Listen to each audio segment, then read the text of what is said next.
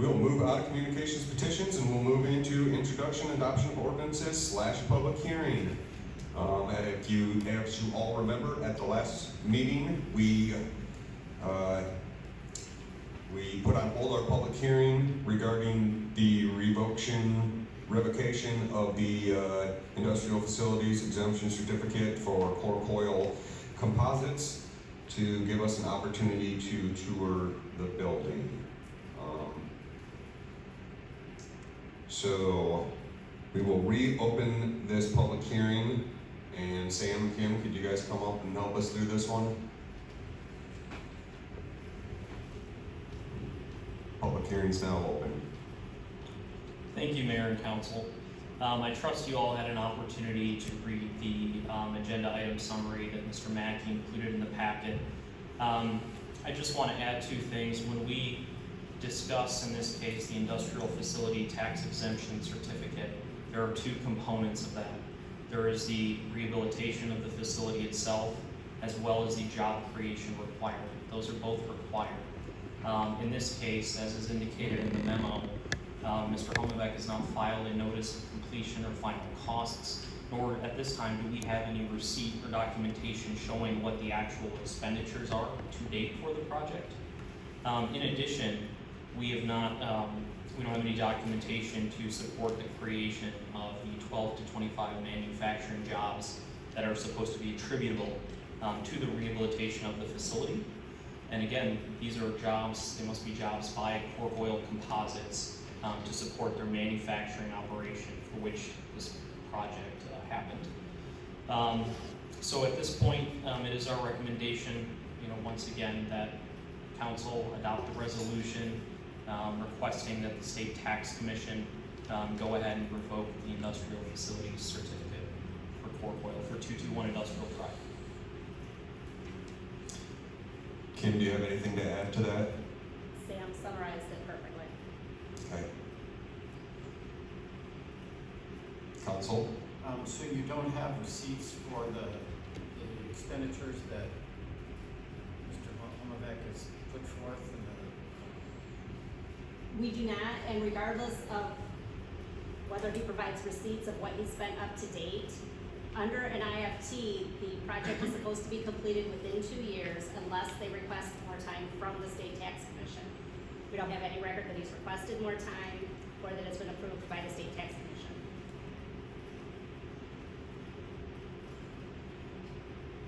Any questions, council members?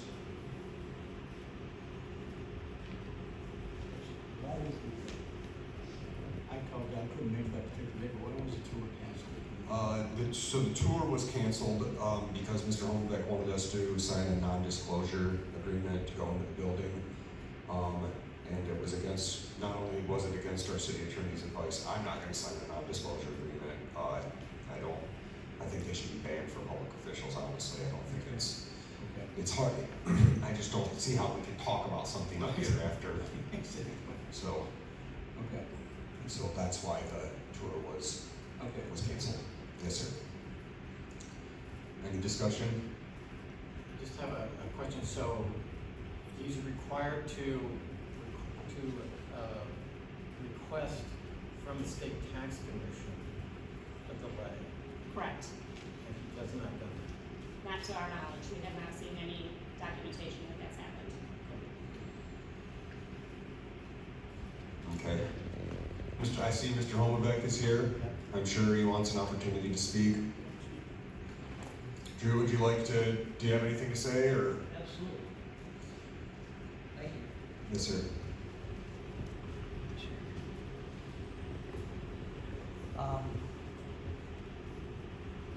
First of all, I was unaware that I had to submit anything to the state. Is there a form that I have to fill out, or? No, it's in the certificate. It has that information in it. As far as the request of additional time, I'll have to investigate that. I was unaware of that. First of all, good evening. Last week I approached the podium and said I didn't know where to begin. That's not the case this evening. I would like to say that I am very disappointed that the meeting last Tuesday was canceled by Mr. Mackey. I approached him the day before the meeting and indicated that I would like to have a non-disclosure agreement because what I have in my facility is a very proprietary process. And he asked me to provide him with a copy of my boilerplate NDA, which I did, and he said it was, first response was that since Councilman Wolfram was there the week before, was an NDA necessary, and I explained to him that Mr. Wolfram's presence was, not there to, investigate the process or anything else. It was a 20-minute tour, and so that I believed it was not necessary. In this case, I wanted to explain, I wanted to have the equipment running, I wanted to be able to provide council and city staff with a very thorough overview of what it can do, what it's capable of, to give you that scope of what this business will entail, the city and the community, and also to circumvent any doubts of the types of people that we need. It's a very, very, very automated system, and the caliber of people are not these CNC operators and things that Councilman Sharp had indicated the week before or the month before. And getting back to the NDA, he suggested, or I asked Mr. Mackey to provide me something that would be palatable for the city. And at the end of the day, I received something that your city attorney prepared. I reviewed it overnight. I agreed to it. And I said the only thing I'd like to add is the fact that there was no time limit on it. So, and I was willing to negotiate. And that was 8 o'clock on Tuesday morning. 10 o'clock, I got the notification that they're gonna pull the plug. And that was followed up with an email that said that he reviewed with the mayor and Tom Thompson, and that they weren't gonna agree to something that, a non-disclosure agreement that I proposed. And it was their, their agreement. So I'm very disappointed. I think in order for the council and the city to make an informed decision, you really have to see it. You have to see the improvements. You have to allow me the opportunity to demonstrate, the scope of the rehabilitation that we've done at that facility, inside and out. So without further ado, what I'd like to start off with is, what I have done since that cancellation, and even before that cancellation, is I took the time to go back as far back as October of 2022, when I first came from council for this reason. And I analyzed the case, I analyzed the comments, I analyzed the meeting minutes, I looked at the videos that were available, and after doing that, I pulled in a couple of people that have been following me through this whole process and had them do the same. And we came to a very common conclusion, and that was, and I want to be very candid with the council. I've been, I've attempted to cooperate, and I've attempted to do everything in my powers to be transparent and supportive of everything they've asked. But what it really is boiling down to, and it's evident in some of the videos, and it's evident in my later presentation, that what's happening is that the city management is selectively misinterpreting some of the dialogue and the content of the IFT agreement, as well as some of the statutes that are provided by the state of Michigan. And that's disturbing, because you hear about this misinformation and misdirection and false advertising, all this stuff. That's popular, but when it hits this close to home, it's concerning. So, with that being said, what I've brought out in a couple of things was I wanted to go back to what we believed as we reviewed this was a very, and I don't want to use the word bias, but because that's kind of harsh, but it seems like that everything has been against me for all these different events, even though, as I explained it numerous times, these things are and have been beyond my control. So, and it starts off with, you know, even the topic, you know, not so much tonight's discussion is gonna be, you know, to discuss or to determine or to recommend. It's revoke. You know, you're here to revoke it. That's not how this should be. It should be a city that is, you know, trying to develop and nurture businesses in the area, not pull it away and kick us to the curb. So, a couple of points that I want to bring up and prove the point as far as being misleading or misdirection or whatever was when Councilman Stuchel asked the question last month, I'm sorry, you know, what condition is the building? And I watched it on video and I played it back. And I was kind of surprised and that it made me smile because I knew where this was going. You know, Sam's response was, as far as I know, code enforcement has been denied access to the interior. A recent assessment review took place in April when photos and measurements were taken, and he could provide those photos to Greg. And he said, there's been no apparent, it doesn't be apparent that there's any significant difference from the prior period.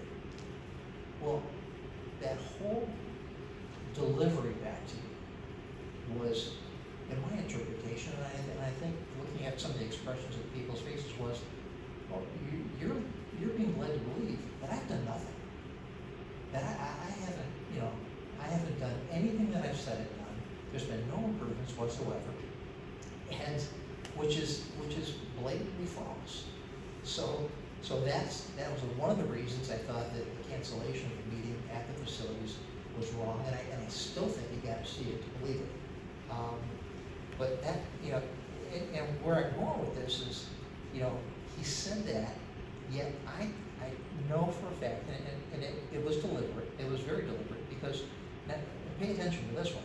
He says, now, if you go to the City of Hillsdale's Property Assessor's website, all right, and you type in the address, 221 Industrial Drive, you're gonna find no less than 142 images and one sketch of the dimensions of the building, all right? Now, those images are taken in 2014, 2018, 2019, 2020, 2022, 2023, and 2024.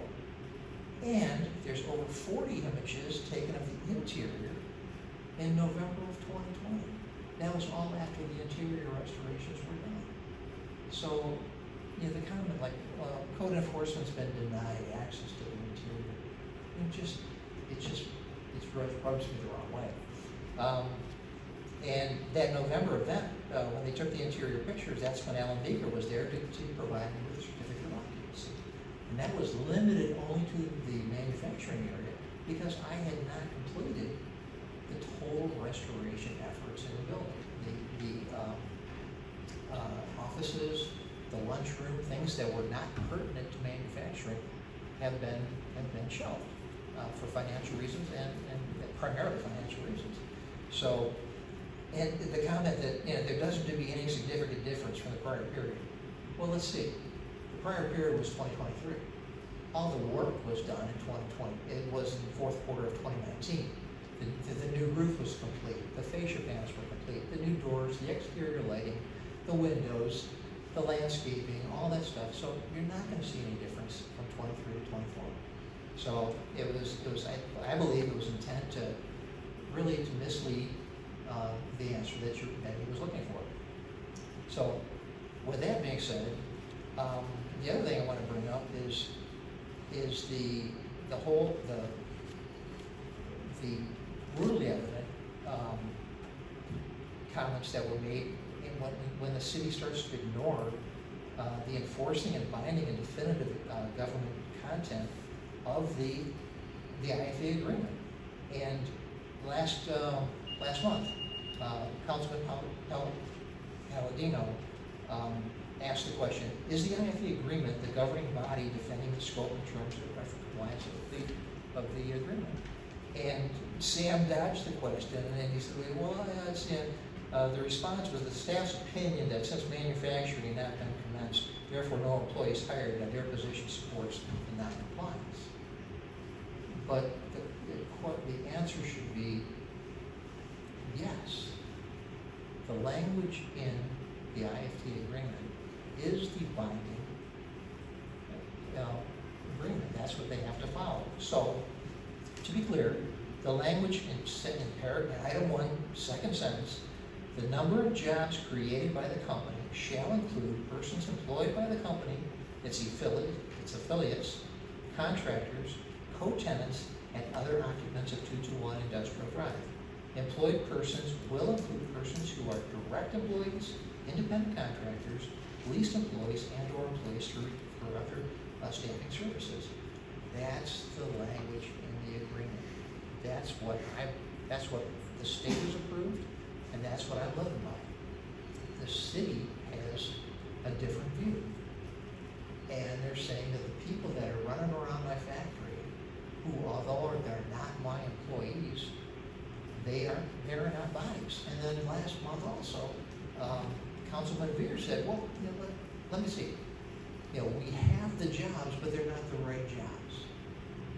Well, that's not true. Those are the right jobs. Those are qualified individuals that do that. So, getting back to their concern about me not having the people, they're not the people I would like to have. They're not the people that I would want to have.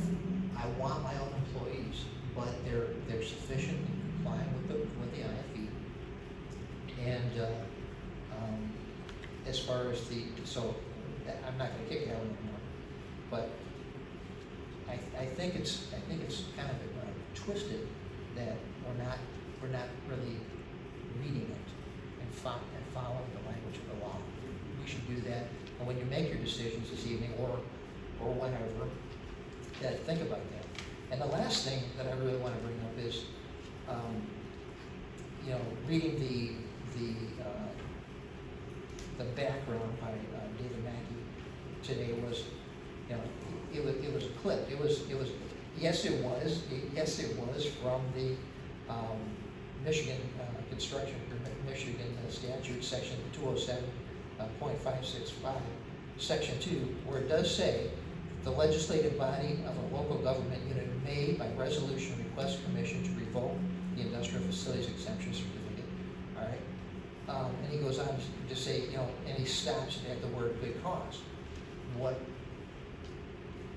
he's not sharing with you is the next 17 lines of type in that statute, where in the last paragraph it says that the purposes of the ZAG in the absence of circumstances that are beyond the control of the holder. If I put in all the effort and I can't get the jobs for events that are beyond my control, which this is the 4th time now I've explained that this whole situation has been beyond my control, between COVID, the storm that took off 66,000 square feet of my roof, and everything else. I mean, I'm just, I just can't reiterate enough that I'm doing the best I can and in good faith. So, with all that being said, I just want to say, and in closing, that the rehabilitation is not complete. I will investigate, and I will have a discussion with Kim as far as where I find that thing to reach out to the city, the state. I mean, that is all news to me. I'm very disappointed that the council was denied the opportunity to visit the facility, see the line, see the improvements, because it denied me the opportunity to demonstrate what I have done and what we're going to do there. And I think it's what we're going to do there with your blessing is what's most important, because it's technology that doesn't exist anywhere in the country, and we're going to bring it to Hillsdale, and it's just a matter of getting this thing up and running. And I think you'll be pleased with the overall product at the end of the day. So, I'm ready to proceed. I'm in a situation where I'm at your mercy, and I humbly look for your consideration here as we go into this evening. But I have nothing more to say. Any questions for me? Any questions for Mr. Holmbeck? Councilman Sharp? we start? You signed it in 2017, you had 2 years to get jobs in there, that didn't happen. Let's not use code for an excuse, we're now at 2024, 7 years. There's no 24 job, or 12 to 25 jobs, I believe you said you were gonna have there. I didn't wanna see, all I wanted to do was walk in the building, I didn't wanna see what you're making there, that's your business. I wanted to see the improvements that you said you made there, I wanted to see the front office. I wanted to see that building because I know that building better than you do because I worked in there 20 plus years. I know that building better than you think I do. And I wasn't asking to see your product you're making. If it's such a great product that you make, it's been waiting for 7 years, I would think somebody else would jumped on board and made it by now. Well, that's just it. That's just it. But you continue, no, sir, I'm not done. Okay. You've attacked the city manager, he's not here to defend himself. You've made some accusations, that is your right and that's your prerogative. But to sign a non-disclosure thing, that's ridiculous. To make us do that. You've allowed other people to be in that building, you've allowed storage to be in that building, you have stuff stored in there because I know some people who've been in that building and have said they've never signed a non-disclosure. It's just like we're being treated like second-class citizens here on this. And that's my view and my opinion. And that's why I would say we should hand this over to the state and let them decide. Let them deal with you from now on. Because you haven't done what you said you were gonna do. And it's 7 years now. So that's where I stand. You don't have to, it's a business world. It's a dog-eat-dog world out there. And you're behind the trail. And that's what I've got to say. Thank you, Mr. Mayor. Thank you, Councilman Sharp. Councilman Palladino? Why haven't you submitted the receipts? To be very candid, I was unaware that I had to hand in receipts. I thought my annual report to the staff was sufficient, and I would be happy to hand in receipts. And I do have those. I have those for most of the big ticket items, as far as the roof and the heating and cooling, the fire suppression, doors, windows, things of that nature. Is it true that it's required to request an extension with the state, or is the inaction of the council to refer the matter to the state sufficient to continue the agreement? We have to vote to revoke it for it to go to the state. We had this on our plate, maybe it was a year ago, about a year ago. And at that time, council took no action, which, yeah, we actually have to vote to revoke it for it to make it to the state level. Right. Yeah, to be more precise, I believe Kim was saying that even if we don't take any action to revoke, he still needs to proactively apply with the state to say, the conditions are not fully met, may I have another year, 2 years, whatever it would be. Oh, I don't know the answer to that. Is that? Yeah, I never did that, to be honest. Yes, the state tax commission can revoke the certificate on their own. That is the state tax commission's purview. They can do it for reasons they determine, but they also can do it if they are requested to do it by the local municipality. So I was wrong about that. Councilman Beard? Tom, on that NDA,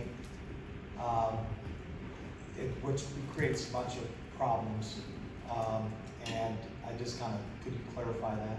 Yeah, what Mr. Homovic said is, and I want to be polite and say it was disingenuous when he said that after I submitted a revised version of the non-disclosure agreement that I thought we could live with, right, and have council people sign if they wanted to.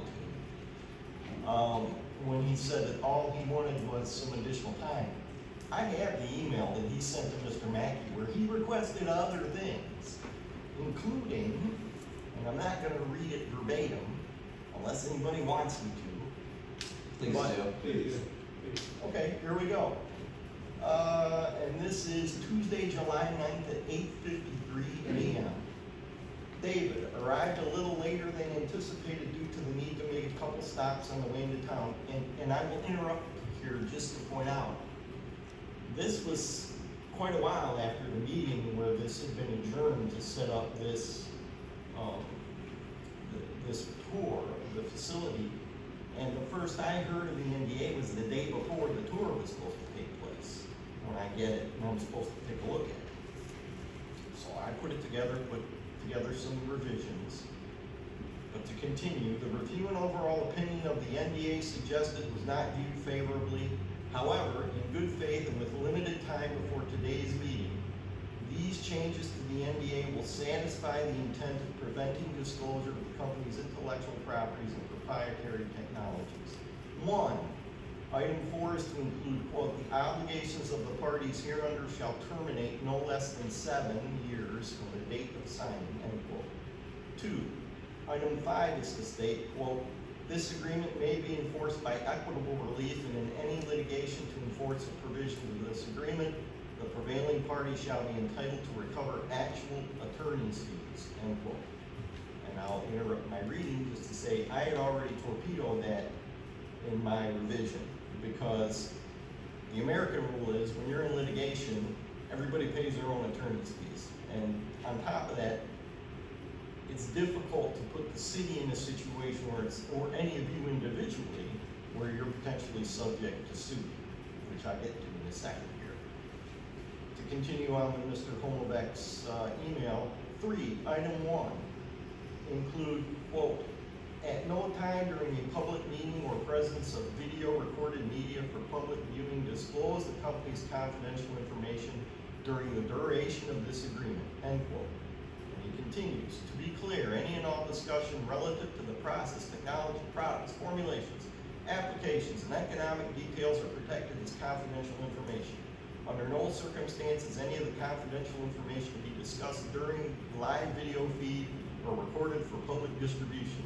If so, this will be justification for recourse, as it will enable substantial compromise to the company's competitive position. Send me the updated NDA for final review this morning. I will have them printed and available for signature upon arrival. You're a public body. You're going to have a discussion in public. The way that confidential information was defined in that agreement was so broad that almost anything you discussed about what you might have seen inside that building, including the ceiling tile that was used in it, could theoretically be argued to be confidential information. So, you know, as a lawyer, I'm looking out for you folks in the city. I would advise anybody to sign it under those circumstances, given the reason for which you were going to the facility, right? You're not some vendor coming in there where you might want to have an NDA, or somebody you're giving a tour for some business purpose, like potential customer or something like that, which I understand. You draft NDAs all the time. But for this purpose, it was too broad and not something that you could do. But it also had a lot more stuff in it than what Mr. Homobeck suggested.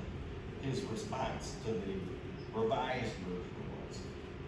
But that has to do with why, from my perspective, I simply recommended that people not sign the NDA. What happened with that after that? It didn't have anything to do with me. So I just want to make that clear. And that is the problem, again, was how broadly confidential information was described in this agreement, and the problem that creates for you to deliberate publicly, which you need to do. You can't do it behind closed doors, about what you want to do with Mr. Homobeck's IFP certificate for Corcoyle, which is actually Corcoyle. And it's not fair to him either if you don't have a clear record that if you wanted to appeal to the tax tribunal, assuming that you decided you were going to request it to be revoked, he has a right to have a hearing in front of them. You know, he needs to have a proper record of that. So I didn't see how you're going to be able to do that and have that sort of cloud of, you know, what can we talk about or not talk about hanging over your head. Of course. Mr. Homobeck, why, I mean, if you thought a non-disclosure agreement was necessary, why didn't you tell us at the last meeting when we all made plans to do this? Because my life is very busy, sir, and I scheduled a week around this, essentially. I mean, The scope, to answer that question, the scope of the meeting, I thought was intended to see as much as you wanted to see, to be completely transparent. later on in the volley of emails between myself and Mr. Mackey, you said, hey, we don't want to know your formulations, your process time, and all this other stuff. We just want to see it. Had that been the case, that would have been fine. But he had already canceled the meeting.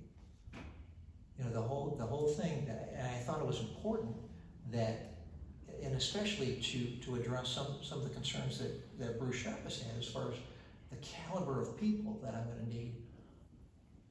This is a system that, you know, consumes 3,500 pounds of plastic pellets an hour. You feed it, and then you run 150 feet down line, and you watch it stacking them up on a pallet. It's relatively automated. All you have to do is keep a very close look at the gauges and make sure that everything's in compliance. And when they're not in compliance, the lights and bells go off, so you know what to look for. Had Mr. Mackey said, even on Monday, but we're not concerned about that. We just want to walk in.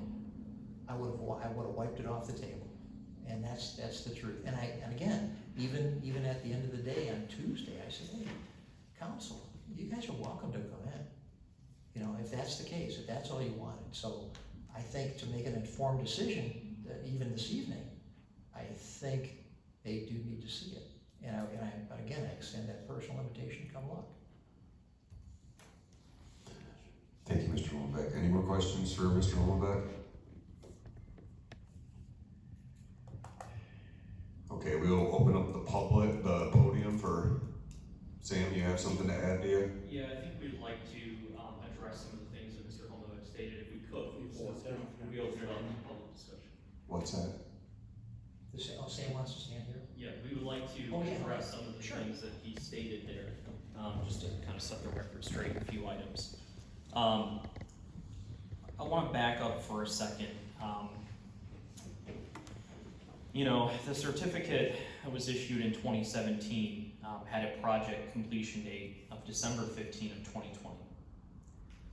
This IFT didn't come before council until the fall of 2022.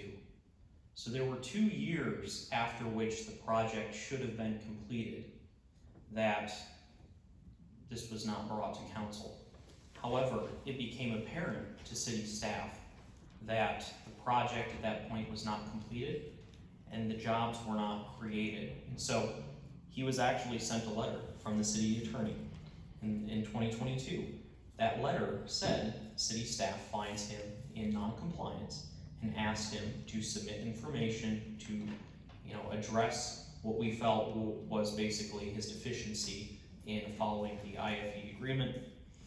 And then, you know, in 2022, this came before council. He had an opportunity to present. Council decided to not take action at the time, give him another year. Last October, I came up here because it was decided in 2022 that we should address it again in 2023. So I had an opportunity to come up here.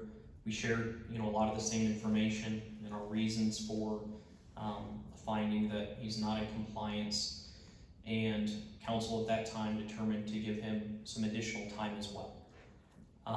That leads us to our June meeting. So this has been a very lengthy progress with many opportunities for Mr. Homovac to provide receipts and documentation showing the improvements that he's claimed he's made to the building. I also want to, you know, state we are not saying that Mr. Homovac has never made any improvement whatsoever. That is not a claim that we have ever made, but we simply need to know if he has made the improvements that he's required to make under the IFE certificate that he was granted. Every year there's an annual compliance report that he's required to submit to Kim Thomas, our city assessor. The most recent report we have from 2023 is included in the packet. It's at the end of this section. In the report, instead of providing any receipts or actual costs, expenditures to date, what you will find is it's basically a budget. He provides an aspirational document. These are the things I would like to do. He has in there $700,000 for a pending roof replacement. It's an estimate of what he's going to invest in the property. You'll find in there there's money for a restoration of offices, restrooms, lunchrooms. Those are things that we would have been interested in seeing at the tour. However, you'll notice in the very first email he sent to the city, he said we could only enter through the back of the facility. The front would not be accessible to us. So there are reasons, for wanting to see the facility to determine if these improvements were made. And then, again, the IFE does apply to the entire facility, not just the warehouse space that he referenced, but it's for the entire facility. The renovation, rehabilitation project he proposed is for the entire facility. And then, again, I just want to emphasize too, when it comes to the non-disclosure agreement, he does state very clearly in the email that if it is not signed, entry will not be permitted. So I think it's important to note that.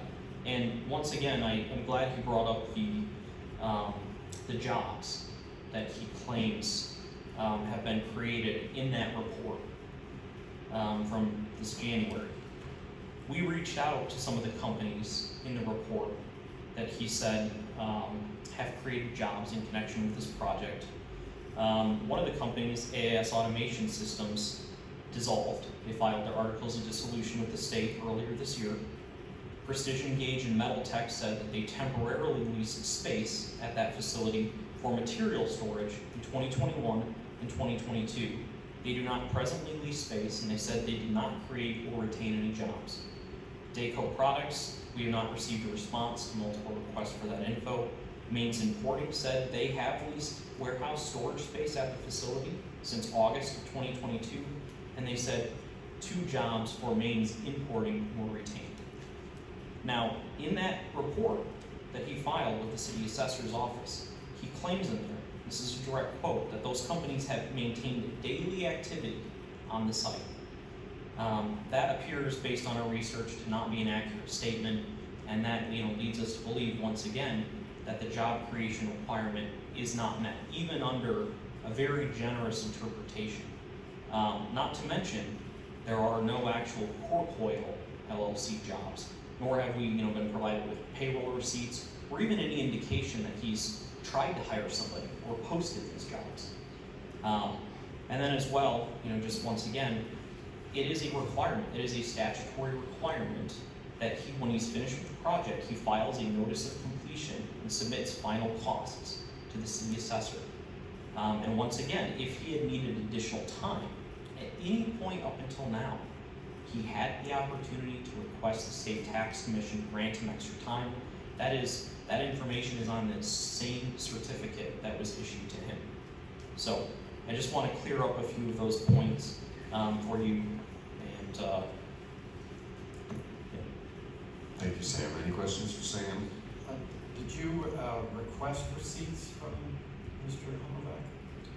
so he's required, if the project is not complete, the statute says, once that deadline is passed, he has to provide us with cause and detailed information about why he hasn't created those jobs. So receipts, information to show what he's done so far, projected timelines for when he plans to be finished with the project, when he plans to hire the 12 to 25 employees. That's all information that is supposed to be provided to us in that report. So the report that we got from January 26, 2024, Right. which had all this information here, are you saying that these may not have been actual expenditures? Well, I'm not saying that. Mr. Homovac says that. If you look at the bottom section, he claims to have spent, so far invested in the facility, over, just over $1.1 million. Right.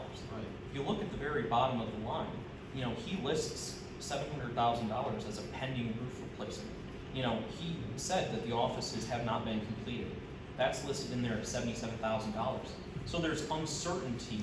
In fact, this appears not to show actual expenditures, and so that's where receipts or other information that he was able to submit to the city at any point in the past 4 years would have been very welcome to help us determine that. But without having those receipts and without having an opportunity to see the facility and verify that the investments were made, or having the notice of completion for the project, There's no reason for us to believe that it was completed. But you did not request receipts. The last email between Dave and Mr. Holmbeck, Dave requested receipts. And when was that? That was on the 9th, I believe. Okay, thank you. Any more questions? Thank you, Sam. We will now open up the podium for public comment. Remember, this is a public hearing regarding the revocation of IFE Certificate 2017-181, and that is all you can speak on at this moment. Please limit your comments to 3 minutes. Please limit your trips to one of the podium. The podium is now open.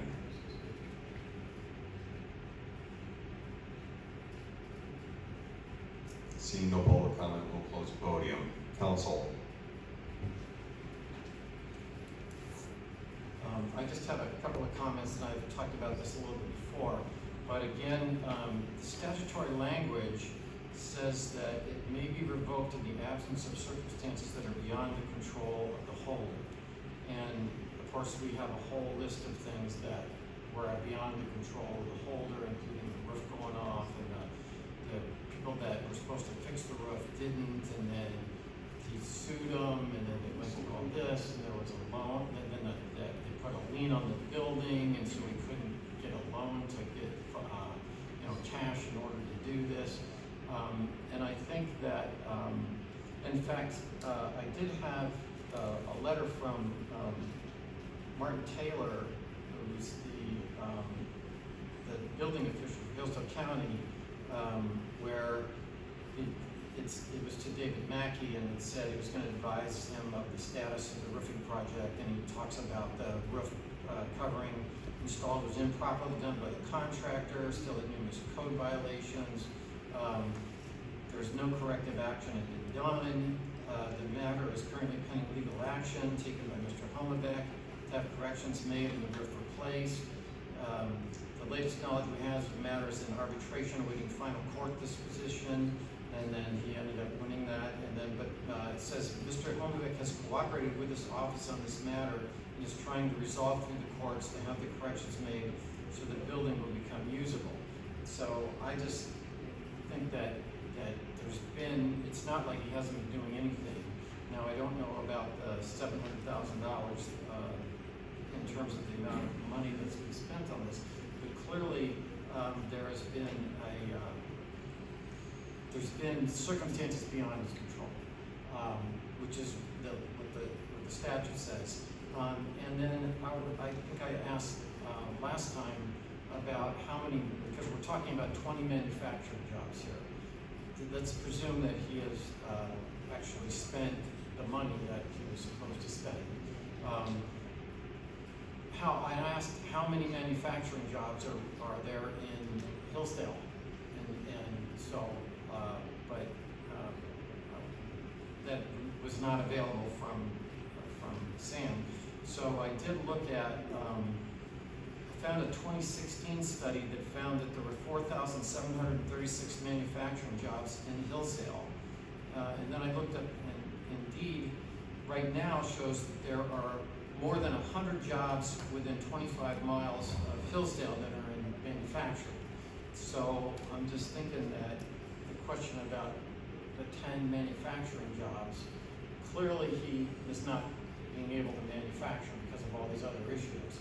But if we're going to say, oh, well, that's the big thing that we're worried about, I think circumstances beyond his control has made it so that he can't buy the product that's necessary to actually start the manufacturing. And 20 manufacturing jobs sounds like a lot, but in terms of the total amount of manufacturing jobs within 25 miles of the city that he would be adding is a minuscule amount. So that. Thank you, Councilman Wolfram. Councilman Beer. Well, my biggest concern, I'll be quite honest with you, is because we decided on doing this meeting back in June, end of June. And he was aware that we wanted to do the walkthrough just to view the facilities to see what kind of work has been taking place. Which he waits until the day before, which it was in his control, to present the city manager with an NDA, which was in his control. Now, a reasonable person, I'm not in manufacturing, I really not amazed by it, but to imply that this council would go in there and divulge all his secret manufacturing practices, which have yet to start, I find that kind of demeaning. Because I had an open mind, I'll be honest with you. Yeah, let's go see the facility. And then all of a sudden there's just one more thing. And that had nothing to do with things out of his control. Those were completely in his control. I had it down on my calendar. I was all excited about going to seeing it. And then all of a sudden I have to worry about signing an NDA. And so then anything you see and you can't really present at a public forum like that because you might be abusing it. So it was kind of like you can go see it, but then you can't really comment on it. It's like, so to me that was telling. And to me, that made me view this whole thing because let's face it, we're in the 6+ year of this, not until November or whatever, but of this, that we've given them additional time. And I was on, let's give them another year. Let's give them another 6 months.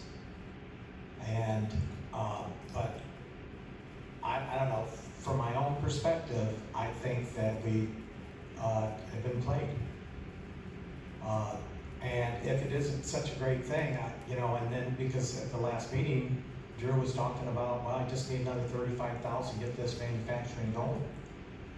And I know in my world, if I had a great idea and I'm passionate about it, I'm gonna go through whatever lengths to make it happen. I'm not gonna sit there and say, well, because so-and-so wouldn't give me some money, I would, shoot, if I had a house, I'd get a second mortgage on it, I would, because if it's such a great idea, which I'm sure it is, but I would be willing to go to such great lengths to see it to the end. And I think this council's been more than sympathetic. I mean, because quite frankly, we've given him 6 years when it was supposed to be done in 2. Now granted, you have all these other circumstances, he had no control, but the tipping point for me was the NDA. The fact that we can go look at his facilities, but we can't say what we see in his facilities. Thank you, Councilman Mayor.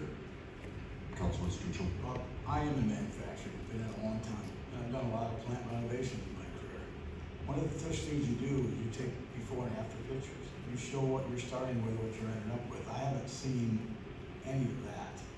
So I have to agree with Mr. Mayor. We've been doing plaintiff's review for quite a while. Do you have something to add, Councilman Sharp? I make a motion that we revoke the industrial facilities exemption certificate 2017-181. Got a motion on the floor. Motion on the floor from Councilman Sharp, seconded by Councilwoman Beer. Or Councilwoman Pratt. Sorry, sir. This is to revoke the IFE certificate for Corcoyle Composites. A yes vote will be to revoke. A no vote will be to not revoke. All in favor? Aye. Any opposed? No. I was just gonna say it should be by a roll call vote anyway. Well, there's a no vote, so there's gonna be a roll call. May I have a roll call, City Clerk? Yes. Councilperson Pratt? Yes. Sharp? Yes. Stuchel? Yes. Veer? Yes. Wolfram? Mayor Stockford? Yes. Councilperson Morrissey? Yes. And Palladino? Yes. That's 7-1. It's revoked resolution 3608. Thank you, Katie. Okay, we've got no old business, so we'll move into new business.